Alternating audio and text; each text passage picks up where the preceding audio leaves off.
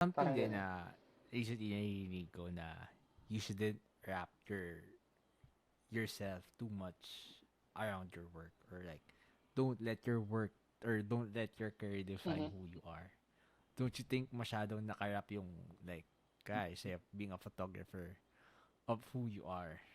mhm. Or for me, like being a content creator, videographer, do you think unhealthy yung like how we wrap yung career natin, or like how we alam mo parang sobrang entangled yung career natin to who we are.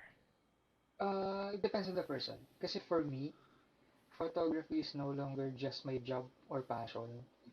It's already a way of Mm. life. Alam mo yun? That is why lagi ako Oh, naghahanap okay. ng everyday cam. Okay, okay. That's Kaya a ako good answer. kailangan ko ng everyday cam kasi I no longer see photography as my work, pero it's already a way of life na everywhere I go, uy, ganda na ito, gusto ko ma-shoot to. And Mm. i- and yung mga non-work photos ko naman, it's something na I take those photos and I keep it for myself. Alam mo yun, na kaya nga ang very favorite kong tagline for it is I uh, I take a photo of it because I want to remember it. Parang ganun na. It's very, ako kasi very sentimental ako and very nostalgic, ano ako eh.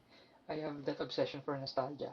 So, every time I take a photo, tas may archive ko siya, pag mabalikan ko siya someday, yung emotions nung time na tinake ko yun, babalik sa akin.